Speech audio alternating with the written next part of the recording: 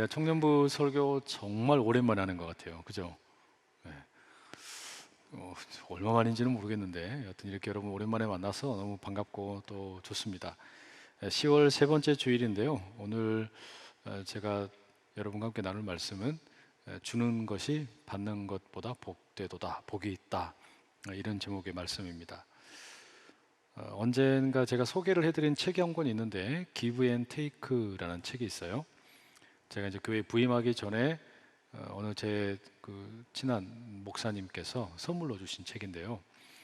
이 책에 보니까 이런 내용이 있어요. 사회과학자들이 수십 년 동안 이 사람들의 행동을 연구를 해보니까 개인마다 호혜 원칙, 그러니까 내가 주는 양과 또 상대방으로부터 내가 받는 양, 이걸 이제 호혜 원칙이라고 부르는데 여기에 대해서 각자가 가지고 있는 원칙이 다르더라.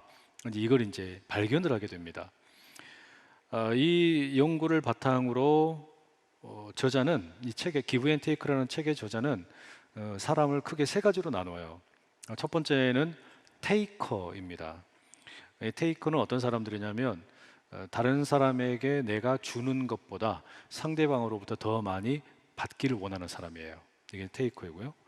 두 번째는 이제 기버 유형이 있습니다. 이 기버는 내가 준 것보다 상대방으로부터 덜 받아도 괜찮은 사람이에요. 이게 이제 기버. 그다음에 세 번째는 이제 매처라고 부르는데, 그러니까 매치할 때 쓰는 말이죠. 이게 뭐냐면 준 만큼 돌려받고 또 받은 만큼 돌려준다. 이 똑같이 균형을 이루려고 하는 사람이라고 할 수 있습니다. 그러니까 여러분, 결국에 사람들의 행동을 보면 주는 것이 많은 사람이 있고 또 받는 것을 많이 원하는 사람이 있고 이 둘의 균형을 이루려고 하는 사람이 있더라라는 것이 이 책의 이야기입니다. 그런데 이제 여러분, 우리가 실질적으로 뭐 직장에서 일을 하거나 학교에서 친구들과 이렇게 교제를 하다 보면 꼭 이게 명확하게 나누어지지 않을 때도 있어요. 예를 들면 우리 청년들이 연봉 협상을 할 때는 뭐가 되고 싶으세요? 테이커 되고 싶잖아요. 내가 주는 것보다는 더 많이 받고 싶죠. 또 내가 내 부하 직원이 있어요. 그 사람에게 뭔가 조언을 줄 때는 상대방이 원하지 않아도 더 많이 막 주고 싶어요. 기버가 되고 싶은 거죠. 또 뭐 동료들끼리 서로 뭐 업무에 대해서 의견을 주고받을 때, 정보를 교환할 때는 또 주는 만큼 받으려고 합니다. 매처가 되고 싶을 수도 있는 거죠. 그런데 이 책의 저자는 사람들이 일터에서 주로 사람들을 상대하고 업무를 처리할 때에는 한 가지의 행동 유형을 선택한다고 합니다. 그러니까 테이커가 되든지 기버가 되든지 아니면 매처가 되더라라는 겁니다. 그리고 이 행동 유형이라고 하는 것은 그 개인의 어떤 능력, 그리고 뭔가 업무를 추진하는 데 있어서 필요한 동기부여, 그리고 기회, 이런 것들이 한데 어울려서 성공을 결정하는 아주 중요한 요인이 되더라, 이렇게 이야기를 합니다. 그리고 결론적으로 뭐라고 말하냐면 사회생활에서 대부분의 최고로 성공하는 사람들이 있잖아요. 그러니까 가장 많은 어떤 가장 최고로 성공하는, 말하자면 이제 어떤 조직의 어떤 탑 리더가 된다든지 어떤 사람들의 어떤 인정을 받게 되는 자수성가하는 사람들의 특징을 보게 되면 대부분의 경우가 기버이더라는 거예요. 그러니까 가장 많은 성공을 거두는 사람들은 받는 것보다는 주는 것을 더 아까워하지 않더라라는 것이죠. 여러분, 이게 믿어지세요? 보통 우리가 사회에서 또 학교에서 이렇게 많은 사람들과 함께 어울려 지내다 보면 많은 경우에 내가 주는 것보다는 남으로부터 더 많이 받고 싶어하는 그런 성향의 사람들 꽤 많잖아요. 일종의, 그러니까 테이커를 우리가 만날 때가 꽤 많습니다. 제가 대학에서 그 신학생들을 이제 뭐 계속 가르치고 있으니까 수업 시간에 종종 이렇게 이제 그룹 과제를 줍니다. 그러면 여러 학생들이 함께 이제 모여서 뭐 과제를 수행을 하기도 하고 발표를 하게도 된단 말이죠. 그럼 이렇게 그룹 과제를 주면 참 묘해요. 어떤 학생들은 누가 시키지 않아도 열심히 하는데, 또 어떤 경우는 아주 그냥 뺀질뺀질해가지고 계속 빼다가 그냥 마지막에 숟가락만 살짝 얻는 이런 아주 얄미운 테이커들이 있단 말이에요. 근데 어떡합니까? 이제 이걸 점수를 줄 때는 그 그룹의 점수를 동일하게 줄 수밖에 없을 때가 꽤 많아요. 여러분, 직장에서도 그런 일 있지 않으세요? 자신이 하고 싶지 않은 일, 그래서 나에게 시키지 마라, 이렇게 이제 거절을 했다가 후에 그 프로젝트가 잘 됐단 말이에요. 그러면 이제 어떻게 해요? 그게 마치 내가 잘해가지고 된 것처럼 막 이렇게 알랑방구를 끼고 상관에게 막 이걸 내가 잘했다고 보고서를 쓰고 막 그런 어떤 테이크들, 아주 짜증나는 이런 사람들, 인간들 있지 않으세요? 우리 뭐 청년들은 다 너무 마음이 착해가지고 없나 본데 사실 그런 경우도 꽤 종종 있습니다. 얼마나 꼴보기 싫은지 몰라요. 여러분들 안 그러는데 저는 그럴 것 같아요.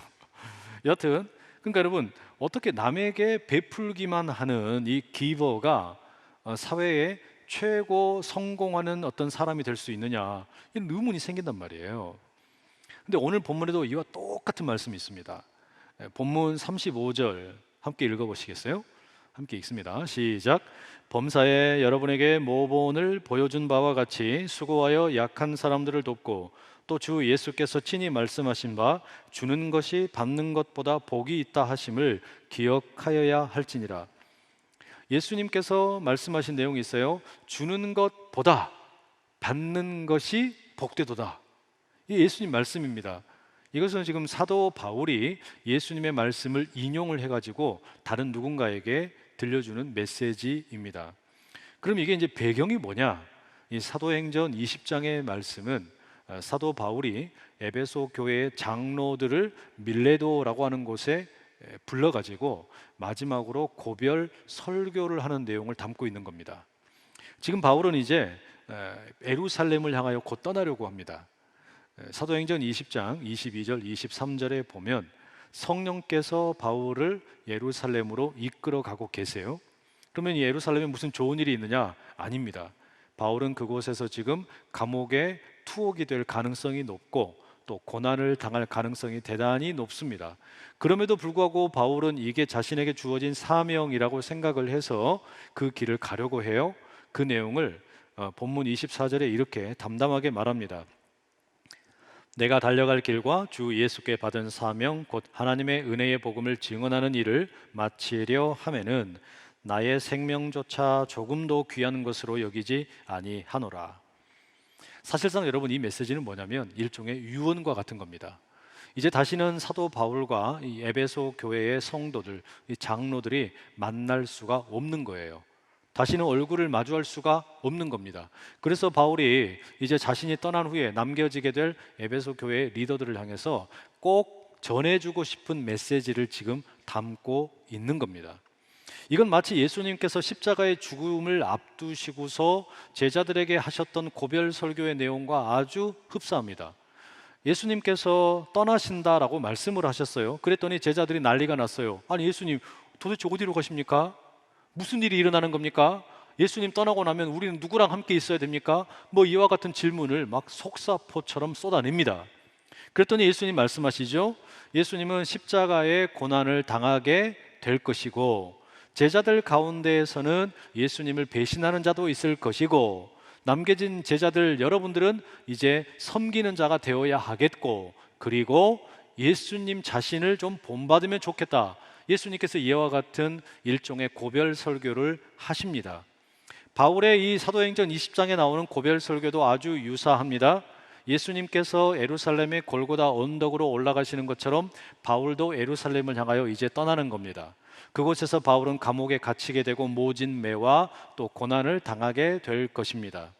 앞으로 자신에게 일어날 일을 이렇게 간략하게 이야기한 후에 바울이 이제 에베소의 교회 성도들을 걱정을 하면서 교회의 리더인 장로들에게 꼭 하고 싶은 이야기를 당부합니다. 크게 두 가지를 해요. 하나는 거짓 교사들, 이단들을 조심하라 라고 하는 게 하나고요. 두 번째는 뭐냐면 재물에 대해서, 돈에 대해서 조심하라 라고 하는 게 두 번째의 당부입니다. 바울이 에베소 교회 그 장로들을 향해서 남기는 이 고별 메시지, 그러니까 이단을 조심해라, 그리고 재물을 조심해라 라고 하는 이 이야기를 하면서 이런 이야기를 해요. 여러분은 나를 좀 본받아라. 이게 참 여러분 충격적이에요. 지금 스승이 제자에게 제자들아, 스승인 나를 좀 본받으면 좋겠다, 이렇게 이야기하는 거거든요. 또 달리 말하면 담임 목사님이 성도들에게 성도 여러분 나를 본받으십시오, 이렇게 이야기하는 것과 같은 거예요. 근데 이게 여러분 대단히 참 어려운 이야기 아닙니까? 여러분, 부모님이 자녀들에게 이야기할 때도 그렇게 말하기 쉽지 않잖아요. 얘들아, 제발 엄마 아빠 좀 본받아라, 이렇게 이야기하기 되게 어려워요. 그죠? 또 선배가 후배에게 후배야, 선배 좀 본받아라, 이렇게 말하는 거 보통 어려운 일이 아닙니다. 그런데 바울은 이런 이야기를 사도행전 20장에서 에베소 교회 장로들에게만 한 것이 아니에요. 고린도 교회 성도들을 향해서도 한 적이 있습니다. 고린도전서 14장 16절 이런 말씀이 있어요. 그러므로 내가 너희에게 권하노니 너희는 나를 본받는 자가 되라.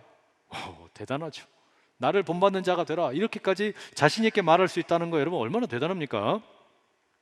제가 이 사도행전 20장의 말씀을 지난 수요일 아침에 몇몇 목사님들과 함께 줌으로 성경 공부를 나눴어요.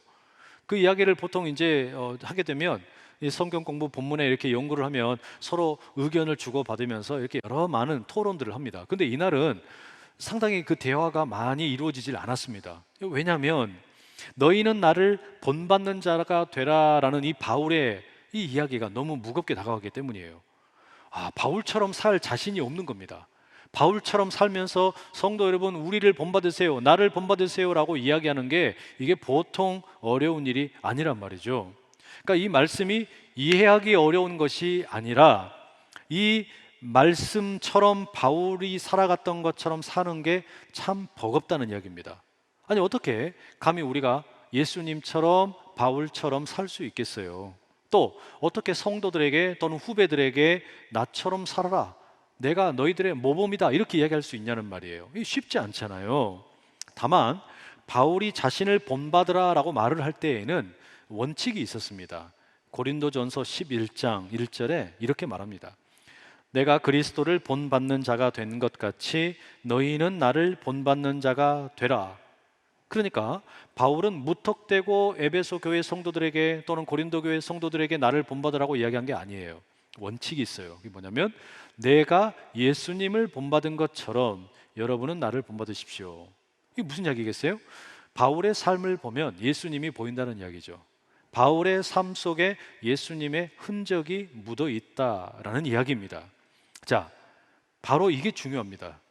기독교의 메시지의 성패는 바로 여기에 달려 있어요. 다시 말하면 교회 지도자가 성도들에게 따를 만한 모델을 제시하지 못하게 되면 교회에서 선포되는 모든 설교나 복음의 외침은 이게 내용물이 없는 그냥 껍데기에 불과하게 됩니다.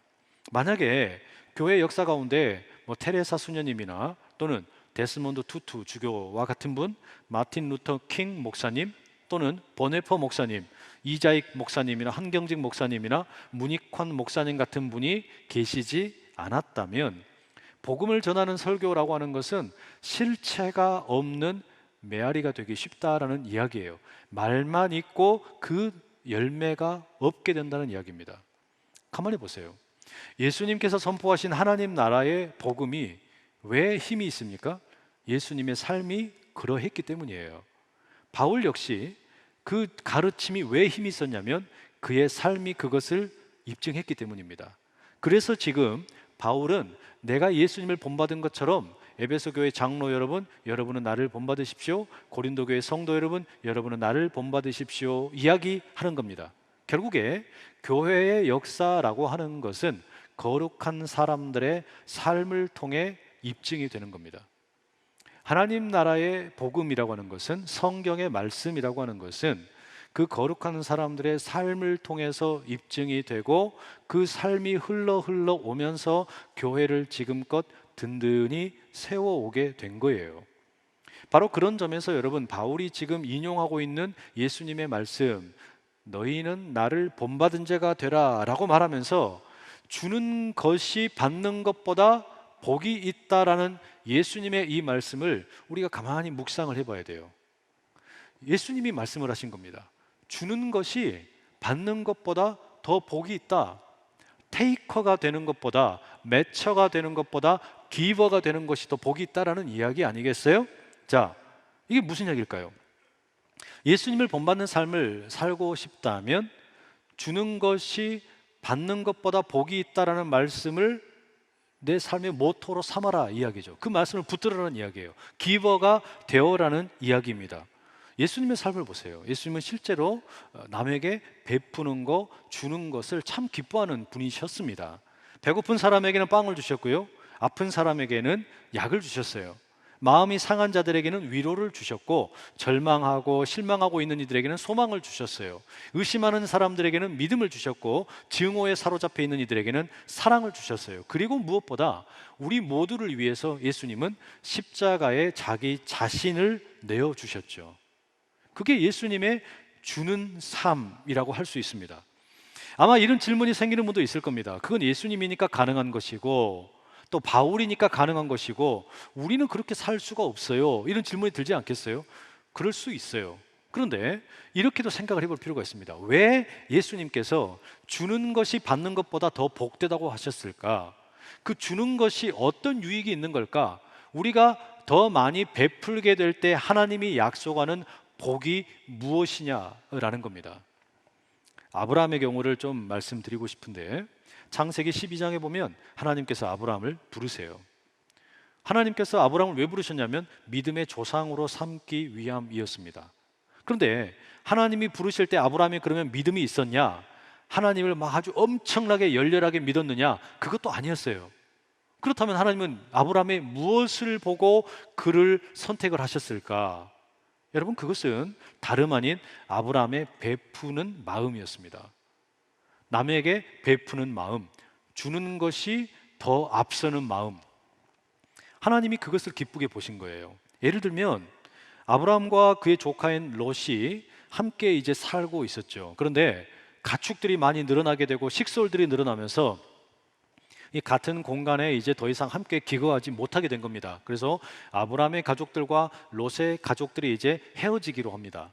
그러면 이제 먼저 어디로 갈 건가 선택을 해야 되잖아요. 이 선택을 아브라함이 롯에게 양보를 합니다. 자기가 손 윗사람이거든요. 자기가 삼촌이에요. 그런데 조카인 롯에게 너가 먼저 가고 싶은 데로 가라, 그러면 내가 다른 데로 갈게, 이렇게 이야기하는 거예요. 여러분, 당시에 그 가축들을 키우고 있는데 당연히 가축들을 키우기 좋은 곳으로 가고 싶은 마음이 들지 않겠어요? 그런데 아브라함은 그 모든 선택을 롯에게 양보하는 거예요. 롯은 어떻게 했겠습니까? 그 비옥한 땅이 있는 소돔과 고모라 인근의 땅으로 이주하게 됩니다. 롯이 떠난 후에 하나님께서 아브라함을 찾아가세요.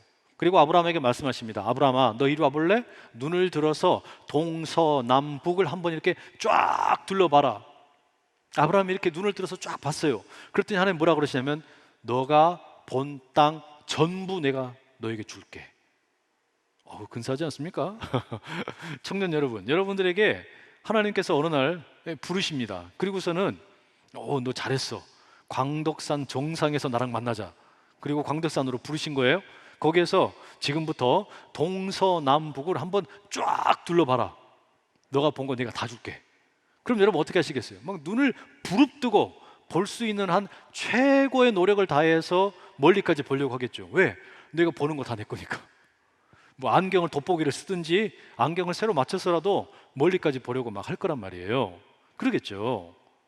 그런데 여러분, 사실 여러분, 하나님께서 아브라함에게 이렇게 동서남북을 보라고 하신 것은 단지 지금 시력 테스트를 하려고 하는 게 아니에요.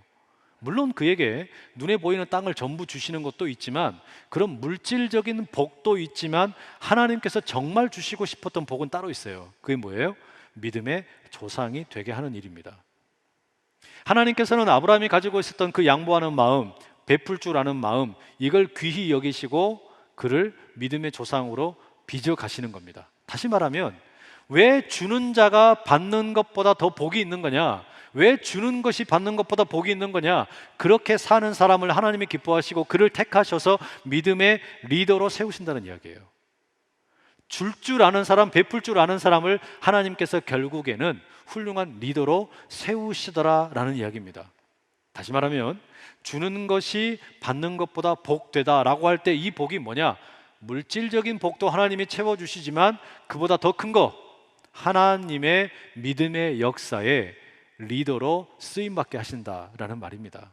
바라기는 우리 모든 예배자 여러분들이 이런 복을 좀 많이 누리실 수 있기를 간절히 소망합니다. 저는 이 말씀 준비하면서 이 본문을 읽고 또 읽고 이 묵상을 하다가 이런 생각이 들었어요. 제가 담임 목사인데 그러면 성도들에게 모범을 보여줘야 되는 거 아닌가, 그런 생각이 들었어요. 다시 말하면 어떻게 하는 것이 주는 것이 받는 것보다 복되도다라는 것인지, 구체적인 어떤 실천을 할 수 있는 게 뭘까, 이거를 고민이 되었다는 이야기예요. 그걸 여러분 구체화하자면 당연히 뭐 이단에 대한 가르침을 주의하라는 것보다는 이 재물에 대한 문제가 아니겠습니까? 다시 말하면 담임 목사가 재물에 대해서 어떤 모범을 보여주는 게 필요하다는 생각이 드는 거예요. 그래야 제가 지금 작년 예배 시간에 계속해서 하는 게 이번 주까지 5주째 똑같은 메시지를 전하고 있거든요. 신앙과 재물에 대한 이야기예요. 그래서 재물을 가지고서 우리가 가난한 사람들을 친구 삼자는 이야기를 하고, 청년들을 돕기 위해서 우리가 장학금금을 좀 많이 하자는 이야기도 하고, 또 선교지에 우리가 어떻게든 함께 헌신하는 일도 하자라고 이야기를 하고, 지난주에는 어린 자녀들, 우리 영유아 유치 아동 청소년들을 돕기 위해서 우리가 주중에 육아 활동을 교회가 잘 할 수 있는 그런 것도 해보자라는 이야기를 했단 말이에요. 그럼 여러분 이거 뭐 해야 되는 거예요? 성도들이 듣기에 부담스럽잖아요. 돈 되라는 이야기 아닙니까? 지갑을 열라는 이야기예요. 그죠? 그러니까 여러분, 그러려면 뭐가 필요하냐면, 담임 목사인 제가 뭔가 그렇게 뭘 보여줘야 같이 성도들의 지갑이 열리지 않겠냐는 이야기죠. 저와 제 아내가 안산제일교회 부임을 해서 이렇게 살아가는 가운데 소소하게 나누는 그 기쁨의 이야기 좀 드리고 싶어요.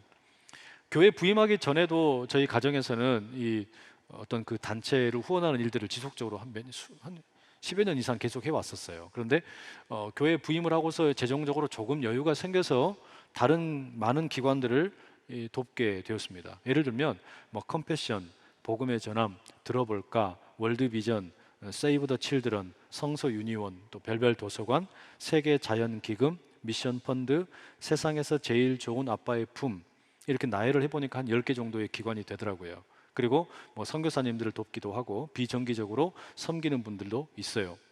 이렇게 작은 정성이지만 도울 수 있는 그런 어떤 힘이 있다는 게 얼마나 감사한지 모릅니다.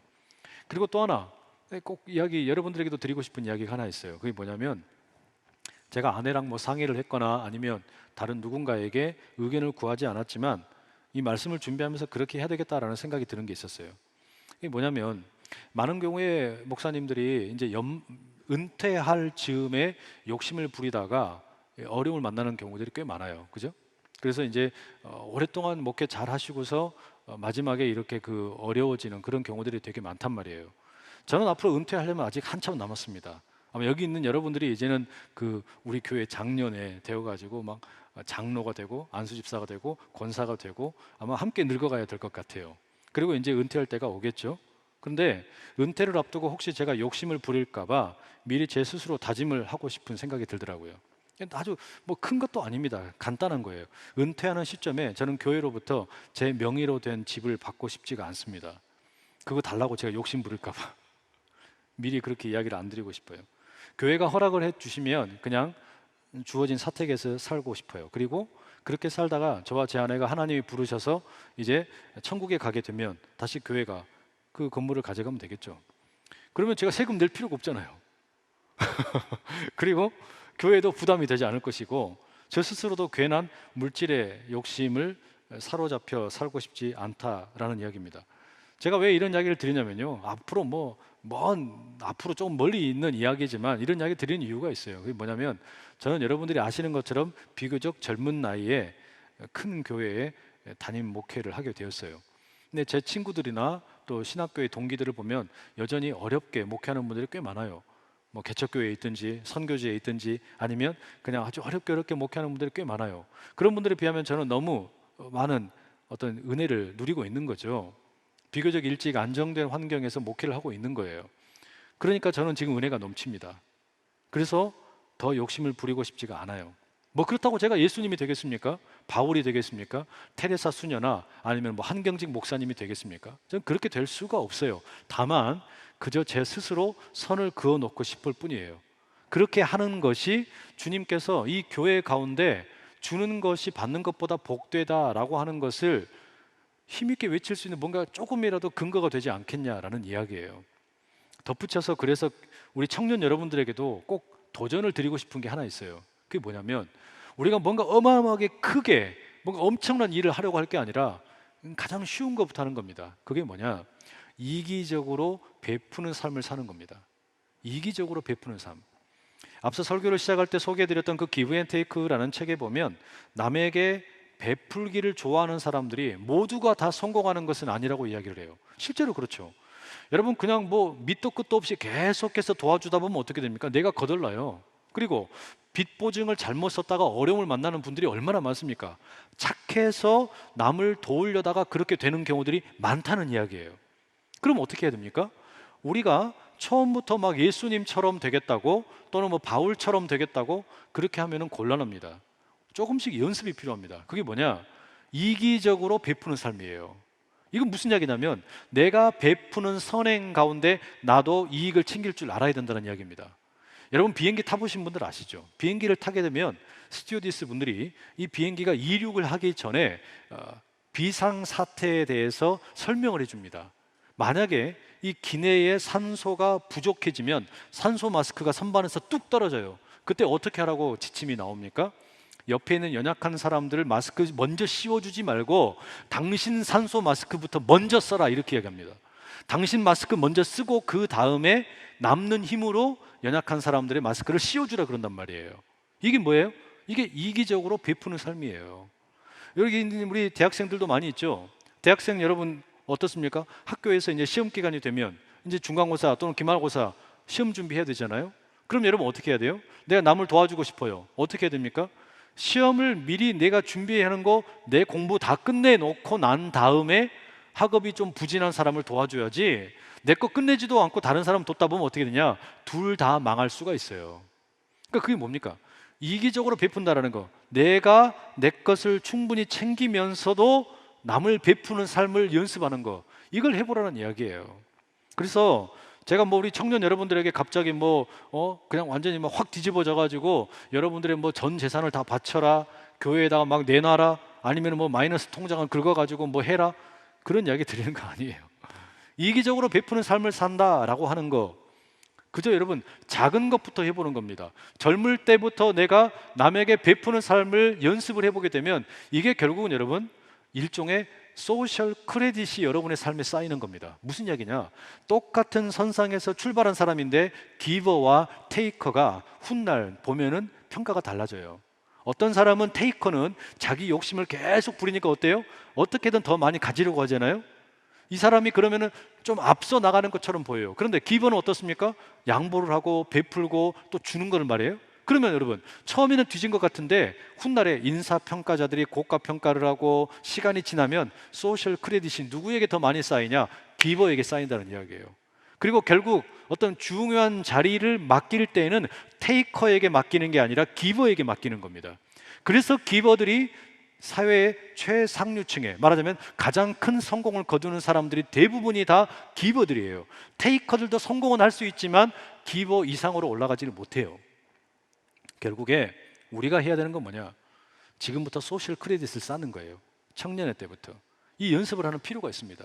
지금은 여러분 우리가 공정이나 정의를 이야기하다 보니까 나는 주는 것만큼만 받는다, 또 받는 것만큼만 준다, 이와 같은 식의 어떤 매처의 생각을 갖고 있는 분들이 되게 많아요. 그런데 우리가 거기에서 조금만 한 발짝만 더 내디디면 인생이 달라집니다.